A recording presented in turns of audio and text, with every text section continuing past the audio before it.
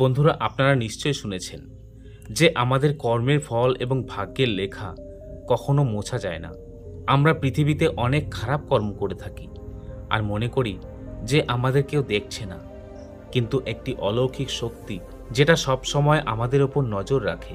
আপনি যেমন বীজ বপন করবেন ঠিক তেমনই ফসল পাবেন। এই কথাটি আপনি নিশ্চয় শুনেছেন যে যেমন কর্ম করবে সে ঠিক তেমনই ফল পাবে। কিন্তু আমার একটি প্রশ্ন আছে, আপনি কি বিশ্বাস করেন যে আপনি আপনার কর্ম অনুযায়ী ফল পান? আসুন এই গল্পের মাধ্যমে আজ আমি আপনাদের বোঝানোর চেষ্টা করব। বন্ধুরা, এই গল্পটি খুবই শিক্ষামূলক এবং গুরুত্বপূর্ণ তত্ত্ববহুল হতে চলেছে, তাই গল্পের শেষ পর্যন্ত আমাদের সাথে থাকার জন্য অনুরোধ করছি। তো চলুন গল্পটি শুরু করা যাক। অনেকদিন আগে একটি গ্রামে রঘু নামে একজন কৃষক বাস করতেন। তার পরিবারে শুধু রঘু এবং তার স্ত্রী থাকতেন। একদিন কৃষক এবং তার স্ত্রী জমির আনাজ বিক্রি করতে অন্য নগরে যান।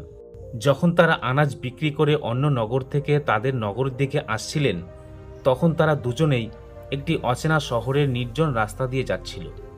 তারা যখন অন্য রাজ্যের সীমানা অতিক্রম করেন, তখন তারা কিছু ডাকাতের সামনে পড়ে যান এবং সেই ডাকাতরা কৃষক এবং তার স্ত্রীর যা কিছু ছিল সমস্ত কিছু লুট করে নিয়ে যায়। কৃষক ও তার স্ত্রীকে ভিখারি বানিয়ে ডাকাত দল সেখান থেকে চলে যায়। তখন কৃষক ও তার স্ত্রী দুজনেই চিন্তায় পড়ে যান আর ভাবতে লাগেন এখন কি করা যায়। প্রথমত অচেনা শহর, আর এই অচেনা শহরে দুজনেরই খারাপ অবস্থা, কারণ অচেনা শহরের টাকাটাই সব কিছু হয়ে থাকে। কৃষক তার স্ত্রীকে নিয়ে অজানা শহরের দিকে যেতে লাগলেন। রঘু চিন্তায় পড়ে গেল যে এখন সে কি করবে এবং যদি সে কিছু করতে চায় তবে কিভাবে করবে। তিনি এই দুশ্চিন্তা নিয়েই হাঁটছিলেন। চলতে চলতে নগরের বাইরে একটি মহাত্মার কুঠির দেখতে পান। কৃষক তার স্ত্রীকে নিয়ে মহাত্মার কুঠিরের দিকে গেলেন।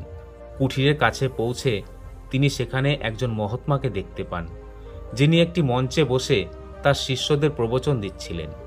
মহাত্মাকে দেখে কৃষক ভাবতে লাগলেন, এই মহাত্মার কাছে আমার সমস্যার কথা জানানো যাক, তিনি হয়তো আমার সমস্যার কিছু সমাধান দেবেন।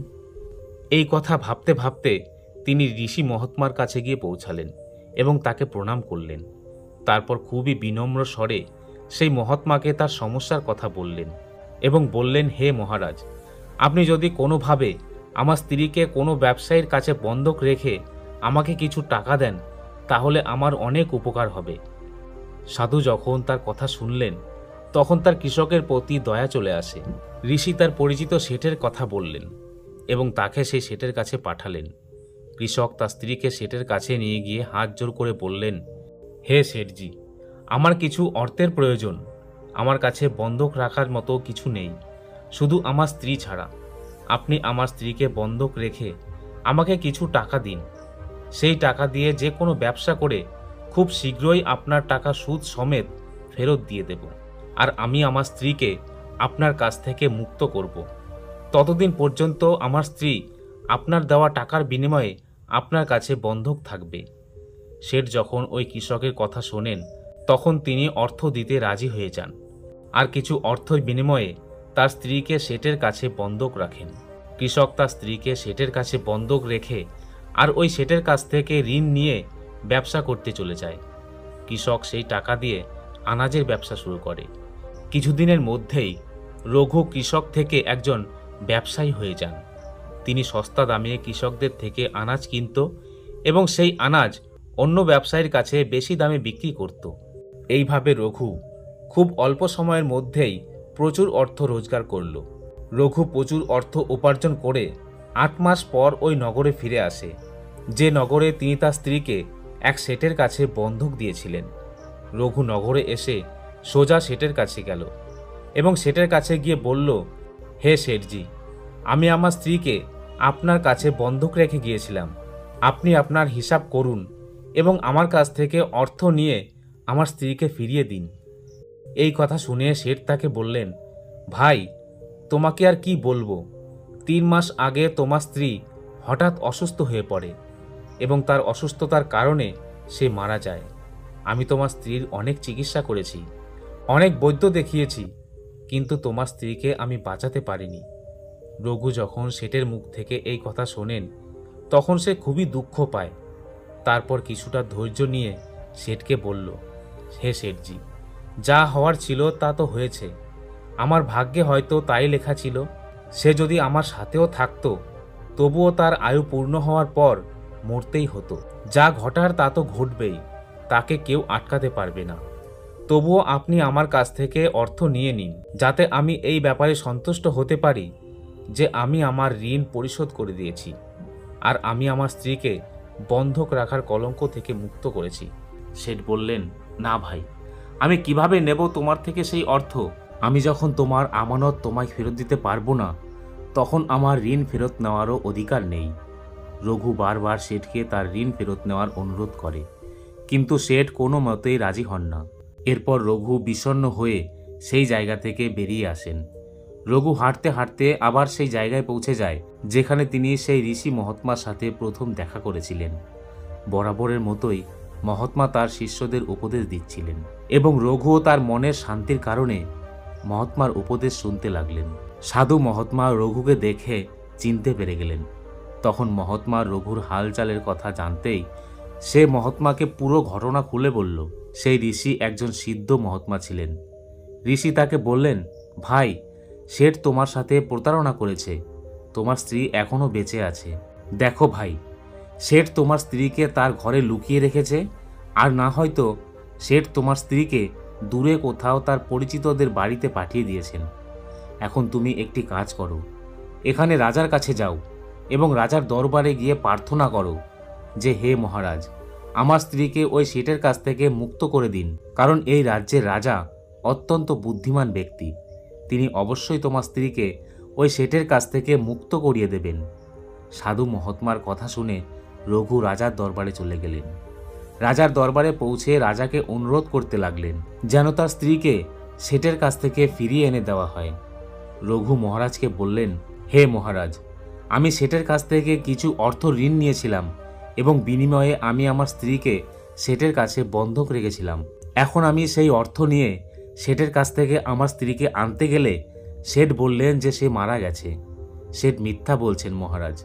রঘুর প্রার্থনা শুনে রাজা শেঠকে দরবারে ডেকে পাঠালেন এবং জিজ্ঞাসা করলেন যে, শেঠজি, তোমার কাছে কিছু অর্থের বিনিময়ে সে তার স্ত্রীকে তোমার কাছে বন্ধক রেখে দিয়েছিল, এটা কি সত্য? শেঠ মেনে নিয়ে বললেন, হ্যাঁ রাজন, এটা একেবারেই সত্যি। রাজা আবার জিজ্ঞাসা করলেন, তাহলে তুমি তার স্ত্রীকে ফেরত দিচ্ছ না কেন? রাজার কথা শুনে শেঠ বললেন, কিভাবে ফেরত দেব মহারাজ? আমি এই কৃষককে তো আগেই বলেছি যে তার স্ত্রী 3 মাস আগেই মারা গেছে। মহারাজ, এখন তো আমি আর ধর্মরাজের কাছে গিয়ে তার স্ত্রীকে ফেরত আনতে পারবো না। রাজা জিজ্ঞাসা করলেন, তোমার কি এমন কোনো সাক্ষী আছে যে তার স্ত্রী মারা গেছে বলে নিশ্চিত করতে পারবে? তখন শেঠ বলল, হ্যাঁ মহারাজ, এর সাক্ষী তারা নিশ্চয় দেবেন যিনি এই ব্যবসায়ী স্ত্রীর চিকিৎসা করেছিলেন, এবং যে 4 জন তার স্ত্রীকে শ্মশানে পুড়িয়েছিলেন তারাও এই সত্যের সাক্ষী দেবেন। ওই শেঠ এতটা বিশ্বাসের সাথে কথাগুলো বলেছিলেন যে রাজাও তার প্রতি বিশ্বাস হয়ে যায়। তখন রাজা রঘুকে বললেন, ভাই, তোমার স্ত্রী যদি জীবিত থাকতো তাহলে আমি তাকে অবশ্যই তোমার হাতে তুলে দিতাম, কিন্তু এখন আমারও কিছু করার নেই। এমনভাবে বুঝিয়ে রাজা রঘুকে ফেরত পাঠিয়ে দেন। রঘু আবার মহাত্মার কাছে ফিরে আসেন, আর যা কিছু রাজা এবং শেঠ রঘুকে বলেছিলেন সেই সমস্ত কথা ঋষি মহাত্মাকে বললেন। সব শুনে মহাত্মা তাকে বললেন, আমি রাজাকে এতটা বিবেকহীন ভাবিনি। আমি অত্যন্ত দুঃখিত যে রাজা তোমাকে ন্যায় দিতে পারেনি। তিনি শেঠের কথা বিশ্বাস করে তোমাকে আমার কাছে ফেরত পাঠিয়েছে। তুমি এখন একটি কাজ করো, তুমি আবার রাজার কাছে যাও এবং তুমি তাকে বলো যে তিনি যেন 3 ঘন্টার জন্য রাজ সিংহাসনে আমাকে বসার অনুমতি দেন। তাহলে আমি বুঝিয়ে দেব যে ন্যায় কিভাবে করতে হয় আর সুবিচার কাকে বলে। রঘু আবার একবার রাজার দরবারে যায় এবং যেমনটা ওই ঋষি মহাত্মা বলেছিলেন ঠিক সেটাই রাজাকে বলেন। রঘুর কাছ থেকে একথা শুনে রাজা বললেন, 3 ঘন্টার জন্য সিংহাসন ত্যাগ করতে আমার কোনো আপত্তি নেই। এতে করে যদি তুমি ন্যায় বিচার পাও তাহলে আমি সেই ঋষি মহাত্মার কাছে আমার সিংহাসন 3 ঘন্টার জন্য নিশ্চয়ই দেব। তুমি সেই মহাত্মাকে দরবারে নিয়ে আসো। রাজার এই কথা শুনে রঘু ঋষি মহাত্মার কাছে গেলেন এবং সেই ঋষি মহাত্মাকে দরবারে নিয়ে আসেন। ঋষি মহাত্মা রাজসভায় পৌঁছালে রাজা সেই ঋষি মহাত্মার হাতে তার সিংহাসন তুলে দেন। ঋষি মহাত্মা সিংহাসনে আরোহণ করার সাথে সাথে শেঠকে রাজদরবারে ঋষি মহাত্মার সামনে হাজির করা হয় এবং তিনি তাকে বলেন, হে শেঠজি, আপনি বলছেন যে এই কৃষকের স্ত্রী আপনার বাড়িতে থাকা অবস্থাতেই আজ থেকে 3 মাস আগেই মারা গেছেন এবং আপনি বলেছেন যে কৃষকের স্ত্রীর মৃত্যুর সাক্ষীও আছে। আমি কি সেই সাক্ষীদের সাথে দেখা করতে পারি? তারপর রাজা ঋষি মহাত্মার আদেশে সাক্ষীদের হাজির করা হয়। সবার প্রথমে সাধু চিকিৎসককে ডাকেন, যিনি রঘু স্ত্রীর চিকিৎসা করেছিলেন। সাধু চিকিৎসককে জিজ্ঞাসা করলেন, ভাই, আপনি কি রঘু স্ত্রীর চিকিৎসা করেছিলেন? চিকিৎসক বললেন, হ্যাঁ হুজুর, আমি রঘু স্ত্রীর চিকিৎসা করেছি। চিকিৎসকের কথা শুনে সন্ন্যাসী বললেন, আচ্ছা ঠিক আছে, এবার বলুন তো, আপনি কি শেঠের বাড়িতে গিয়ে রঘু স্ত্রীর চিকিৎসা করতেন, নাকি রঘু স্ত্রী আপনার কাছে এসে চিকিৎসা নিত? ঋষি মহাত্মার কথা শুনে ওই চিকিৎসক বলেন, হে মহারাজ, শেঠজি নিজে এসে আমার চিকিৎসালয় থেকে ওষুধ নিয়ে যেতেন। সন্ন্যাসী মহারাজ বলেন, অর্থাৎ আপনি সম্পূর্ণ বিশ্বাসের সাথে বলতে পারেন না যে তিনি ওষুধ রঘু স্ত্রীর জন্যই নিয়ে যেত অথবা অন্য কারো জন্য? সন্ন্যাসীর কথা শুনে চিকিৎসক বলল, হ্যাঁ মহারাজ, আমি নিশ্চিত করে বলতে পারবো না যে শেঠ কার জন্য ওষুধ নিয়ে যেতেন, কিন্তু শেঠজি আমার কাছ থেকে নিয়মিত ওষুধ নিয়ে যেতেন। চিকিৎসকের কথা শুনে সন্ন্যাসী মহারাজ বললেন, এর অর্থ হলো আপনি রোগী না দেখে ওষুধ দিতেন। এটা তো একটি গুরুতর অপরাধ। আপনি কাউকে ওষুধের বদলে বিষও দিতে পারেন, আর এটাও হতে পারে যে রঘু স্ত্রী আপনার দেওয়া বিষের কারণেই মারা গেছে। সন্ন্যাসী মহারাজের কথা শুনে চিকিৎসকের মুখ ফ্যাকাশে হয়ে যায়, আর সে ভয়ে কাঁপা কাঁপা গলায় বলেন, না মহারাজ, এটা কিভাবে সম্ভব? আমি আমার কোনো রোগীকে ওষুধের বদলে বিষ কেন দেব? আর এতে তো আমার সকল সম্মান এবং সুনাম ধূলিসাৎ হয়ে যাবে। চিকিৎসকের কথা শোনার পর সাধু মহাত্মা বলেন, এখন তো তুমি এটাই বলবে আমি তোমার কর্তব্যে অবহেলা করার অপরাধে এবং একজন রোগীর জীবন নিয়ে খেলা করার অপরাধে 50 ঘা চাবুকের বাড়ি দেওয়ার আদেশ দিচ্ছি, এবং এর সাথে সাথে তোমার মাথা ন্যাড়া করে মুখে কালি মাখিয়ে সম্পূর্ণ নগর ঘোরানো হবে। এখন তুমি ভাবো, তুমি কি সত্যি কথা বলবে নাকি তোমাকে গ্রেপ্তার করার নির্দেশ দেব? এ কথা শুনে ওই চিকিৎসকের শরীর কাঁপতে লাগে এবং ঋষি মহারাজের চরণে আত্মসমর্পণ করে বলেন, হে মহারাজ, আমাকে ক্ষমা করে দিন। আমি স্বীকার করছি যে আমি শেঠের কোনো রোগীর চিকিৎসা করিনি। শেঠ আমাকে কিছু অর্থ দিয়েছিলেন এবং বলেছিলেন যে যদি সাক্ষীর প্রয়োজন হয় তাহলে তার পক্ষ হয়ে এমনটাই যেন সাক্ষী দিই। মহারাজ, আমার অপরাধ একটাই যে আমি লোভে পড়ে ওই শেঠের প্রস্তাব মেনে নিয়েছিলাম। সাধু মহারাজ বলেন, তুমি যাই বলো না কেন, তুমি অপরাধ তো করেছ, তাই মিথ্যা সাক্ষ্য দেওয়ার অপরাধে আমি তোমাকে 100 ঘা চাবুক মারার আদেশ দিচ্ছি। সাধু মহারাজের আদেশে রাজার সৈন্যরা সঙ্গে সঙ্গে তাকে ধরে ফেলে আর ভর্তি রাজসভায় তাকে চাবুক মারতে শুরু করে। প্রথম চাবুক মারতেই সে জোরে চিৎকার করে বলতে লাগেন, হে মহারাজ, আমার প্রতি দয়া করুন, আমি মারা যাব। প্রতিটি চাবুকের আঘাতে তার গলা থেকে করুণার আওয়াজ বের হতে শুরু করে। তার আর্তনাদ রাজ দরবারে প্রতিধ্বনিত হতে থাকে। ওই চিকিৎসকের সাথে এমনটা ঘটতে দেখে শেঠের সাক্ষী হিসাবে ডাকা 4 ব্যক্তি, যারা রঘু স্ত্রীকে শ্মশানে নিয়ে গিয়ে পুড়িয়ে দেওয়ার কথা বলেছিলেন, তারা ভয়ে কাঁপতে শুরু করে। এবার সেই 4 জন সাক্ষীর পালা। এরপর সাধু মহাত্মা তাদের জিজ্ঞাসা করলেন, আপনারা বলছেন আপনারা 4 জনই এই রঘু কৃষকের মৃত স্ত্রীর মৃতদেহ শ্মশানে নিয়ে গিয়ে পুড়িয়ে দিয়েছেন। এখন আমাকে এটা বলুন তো, দাহ করার আগে মৃতদেহকে স্নান করানোর পর সাদা কাপড়ে মুড়িয়ে মাটিতে রাখা হয়, সেই সময় তার মৃতদেহটি কি আপনারা দেখেছেন? এই কথা শুনে শেঠের 4 সাক্ষী বলতে লাগলেন, না মহারাজ, আমরা তার মৃতদেহটি একটুও দেখিনি। শেঠজি সমস্ত কিছু প্রস্তুত করে নেওয়ার পরেই আমরা তাকে শ্মশানে নিয়ে গিয়ে পুড়িয়ে ফেলি। সেই 4 জন সাক্ষীর কথা শুনে ঋষি মহাত্মা বলেন, তাহলে তোমরা এটা ভাবনি যে তার মধ্যে মৃতদেহ শুয়ে আছে না জীবিত ব্যক্তি? এমনটা নয় তো যে কোনো বিষাক্ত পদার্থর কারণে একজন অজ্ঞান ব্যক্তি তার মধ্যে ছিল আর আপনারা তাকে শ্মশানে নিয়ে গিয়ে পুড়িয়ে দিয়েছেন? এটা তো একটা খুবই গুরুতর অপরাধ। এই জন্য আপনাদের মৃত্যুদণ্ডও দেওয়া যেতে পারে। ওই চিকিৎসকের প্রহার দেখে সেই 4 সাক্ষী আগে থেকে ভয়ে ভীত ছিল। এখন ঋষি মহাত্মার মুখে মৃত্যুদণ্ডের কথা শুনে এতটাই ভয় পেলেন যেন তাদের হাত পা ঠান্ডা হয়ে যায়। ঋষি মহারাজ শেঠকে বলেন, শেঠজি, আপনার 5 জন সাক্ষী ইতিমধ্যে হারিয়ে গেছে। এখন বলুন, কারো স্ত্রীকে তার ইচ্ছার বিরুদ্ধে জোর করে ঘরে আটকে রাখা এবং সত্যকে আড়াল করার অপরাধে আপনি কি শাস্তি পেতে চান? সাধু মহাত্মার কথা শুনে শেঠের মুখ থেকে কোনো কথা বের হয় না। এরপর সাধু বললেন, হে শেঠ, আমি তোমাকে 10 বছরের সশ্রম কারাদণ্ড দিতে পারি। এখনো সময় আছে। রঘু স্ত্রীকে এখনই এখানে উপস্থিত করুন।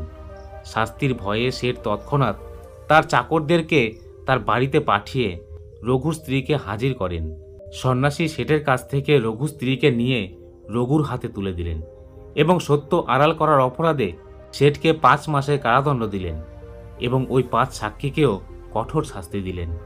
তা দেখে রাজা অবাক হয়ে গেলেন আর ঋষির সামনে হাত জোর করে বললেন, মহাত্মা, আপনি ধন্য। আপনি আমাকে শিখিয়েছেন যে কিভাবে ন্যায় বিচার করতে হয়।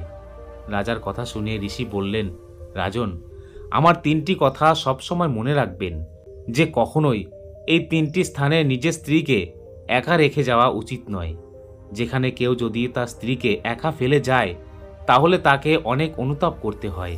প্রথমত, আপনার স্ত্রী যদি অসুস্থ হয়ে পড়েন তাহলে এমন পরিস্থিতিতে আপনার অসুস্থ স্ত্রীকে কখনোই একা ছেড়ে যাবেন না। কারণ একজন পুরুষ যখন একজন নারীকে বিয়ে করে তখন সে বিয়ের সময় প্রতিজ্ঞা করেন যে আমি তোমার সুখ দুঃখে সারা জীবন তোমার পাশে থাকব। অতএব অসুস্থতার ক্ষেত্রে সর্বদা তার সাথে থাকুন এবং তার যত্ন নিন। যেভাবে একজন স্ত্রী তার স্বামীর সেবা করে, এটা আপনার কর্তব্য। দ্বিতীয় স্থানটি হলো, যদি আপনার স্ত্রী নির্দোষ হয় এবং কেউ যদি তাকে মিথ্যা লাঞ্ছনা দেয় তাহলে এই পরিস্থিতিতে আপনাকে তার পাশে দাঁড়াতে হবে। কারণ একজন স্ত্রী তার মা বাবা ভাই বোনকে ছেড়ে আসে যে স্বামী আমার ভাবনাকে বুঝবে এবং সমস্ত পরিস্থিতিতে আমার পাশে দাঁড়াবে। অতএব এই দুনিয়ার লোকেরা যদি তাকে মিথ্যা লাঞ্ছনা দেয়, তার বিরুদ্ধে মিথ্যা অভিযোগ করে, তাহলে আপনার তার পাশে দাঁড়ানো উচিত। এমন সময়ে তাকে কখনো একা ছেড়ে যাওয়া উচিত নয়। এবং যদি কখনো এমন পরিস্থিতির সৃষ্টি হয় তাহলে আপনি আপনার স্ত্রীকে বলবেন যে তুমি মোটেও চিন্তা করো না, আমি তোমার পাশেই আছি। তৃতীয় স্থানটি হলো, ভুল করেও কখনোই আপনার স্ত্রীকে পরপুরুষের কাছে ছেড়ে যাবেন না। কোনো অবস্থাতেই আপনার স্ত্রীকে কোনো পরপুরুষের সাথে একা রেখে যাওয়া উচিত নয়। কারণ আজকের সময়ে কে কখন কার সাথে বিশ্বাসঘাতকতা করবে তা কেউ জানে না। একথা বলে ঋষি মহাত্মা সেখান থেকে বিদায় নিলেন। বন্ধুরা, ভিডিওটি কেমন লাগলো তা অবশ্যই কমেন্টে জানাবেন। ভিডিওটি ভালো লাগলে একটি লাইক করবেন আর চ্যানেলটিকে সাবস্ক্রাইব করে পাশে থাকবেন। ধন্যবাদ।